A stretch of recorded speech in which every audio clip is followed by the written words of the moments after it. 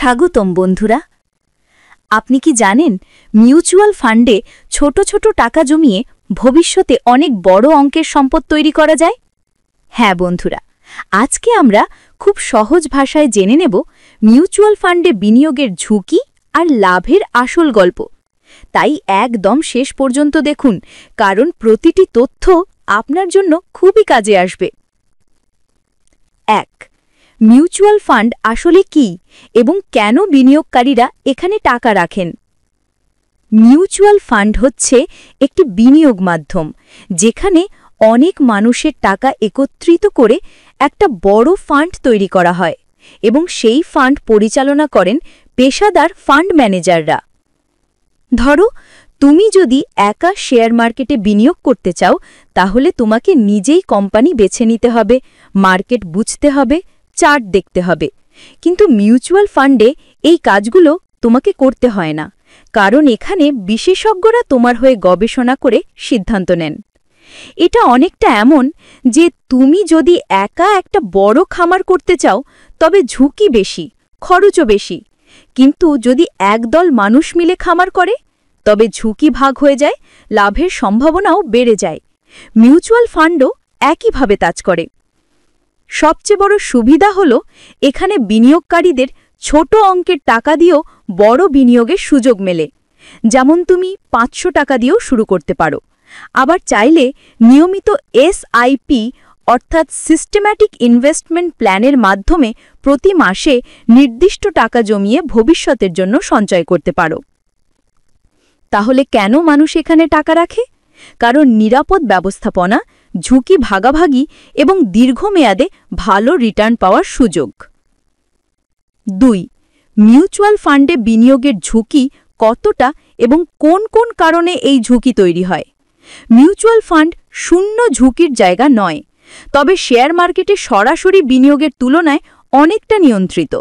ঝুঁকি মূলত আসে বাজারের ওঠানামা থেকে, যেমন অর্থনীতি যদি খারাপ অবস্থায় যায় বা কোনো সেক্টরে বড় সমস্যা হয়, তাহলে ফান্ডের ভ্যালু কমতে পারে। ঝুঁকির আরেকটি দিক হল ফান্ড ম্যানেজারের সিদ্ধান্ত। যদি ম্যানেজার ভুল কোম্পানিতে বেশি বিনিয়োগ করেন, তাহলে ফান্ডের রিটার্ন কমে যেতে পারে। তবে সাধারণত নামকরা এএমসি বা অ্যাসেট ম্যানেজমেন্ট কোম্পানিগুলোতে এই ঝুঁকি কম থাকে, কারণ তারা বিশেষজ্ঞ টিম দিয়ে কাজ করায়। আবার যেই ধরনের ফান্ডে বিনিয়োগ করছো সেটার উপর ঝুঁকি নির্ভর করে। উদাহরণস্বরূপ, ইকুইটি মিউচুয়াল ফান্ডে ঝুঁকি বেশি হলেও দীর্ঘমেয়াদে লাভ বেশি হয়।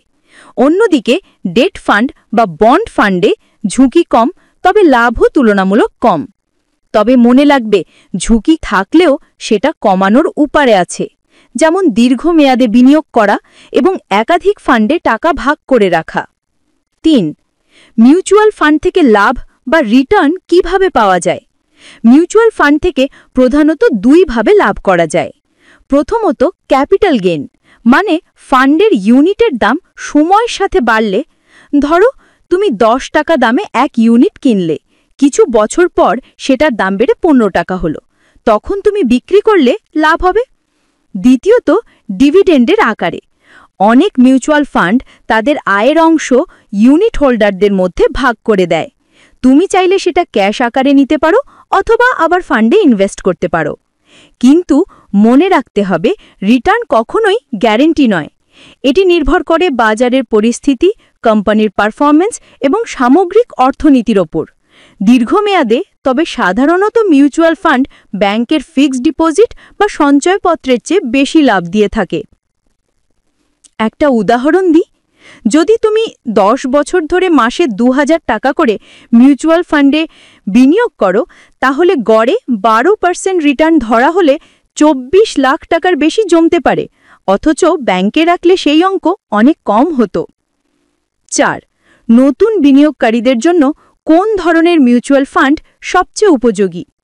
নতুন বিনিয়োগকারীদের জন্য সবচেয়ে ভালো হয় কম ঝুঁকিপূর্ণ এবং সহজবোধ্য ফান্ড দিয়ে শুরু করা, যেমন ডেট ফান্ড, ব্যালেন্সড ফান্ড অথবা large cap equity fund. Debt ফান্ডে সরকারি বন্ড, কর্পোরেট বন্ড বা মানি মার্কেটে বিনিয়োগ করা হয়। এগুলো ঝুঁকি কম হলেও রিটার্নও তুলনামূলক কম, কিন্তু নিরাপদে শুরু করার জন্য ভালো option. Large cap equity fund আবার বড় এবং স্থিতিশীল কোম্পানিতে বিনিয়োগ করে, তাই ঝুঁকি মাঝারি হলেও দীর্ঘমেয়াদে রিটার্ন ভালো হয়। নতুনরা চাইলে এসআইপির মাধ্যমে মাসে ছোট অঙ্কে বিনিয়োগ শুরু করতে পারেন। এতে ঝুঁকি কমে যায়, কারণ একসাথে বড় টাকা ঢোকাতে হয় না। সবচেয়ে গুরুত্বপূর্ণ বিষয় হলো শুরু করার আগে নিজের লক্ষ্য ঠিক করা। যেমন তুমি কি 3 বছরের জন্য টাকা রাখতে চাও নাকি 15 বছরের জন্য? স্বল্পমেয়াদী হলে ডেট ফান্ড ভালো, আর দীর্ঘমেয়াদী হলে ইকুইটি ফান্ড বেশি কার্যকর। 5. মিউচুয়াল ফান্ডে বিনিয়োগ করলে কর বা ট্যাক্স কিভাবে প্রযোজ্য হয়? অনেকেই ভাবে মিউচুয়াল ফান্ড মানে ট্যাক্স ফ্রি জায়গা। আসলে ব্যাপারটা পুরোপুরি তা নয়। ইকুইটি মিউচুয়াল ফান্ডে যদি তুমি 1 বছরের মধ্যে ইউনিট বিক্রি করো, তখন যে লাভ হবে সেটা শর্ট টার্ম ক্যাপিটাল গেইন হিসাবে গণ্য হবে, আর এর উপর 15% কর দিতে হবে। আর যদি 1 বছরের বেশি সময় পরে বিক্রি করো, তখন সেটা হবে লং টার্ম ক্যাপিটাল গেইন, যেখানে বছরে 1 লাখ টাকার বেশি লাভ হলে অতিরিক্ত অংশের ওপর 10% কর দিতে হয়। ডেট ফান্ডের ক্ষেত্রে করের নিয়ম ভিন্ন। এখানে লাভ সবসময় তোমার আয়ের সাথে যোগ হয়ে আয়ের কর অনুযায়ী দিতে হয়।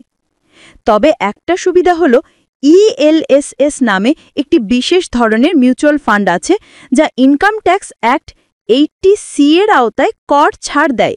মানে বছরে সর্বাধিক 1,50,000 টাকা পর্যন্ত বিনিয়োগ করলে কর সাশ্রয় করা যায়। তাই বিনিয়োগ করার আগে শুধু রিটার্ন নয়, করের দিকটাও বিবেচনা করা খুব জরুরি।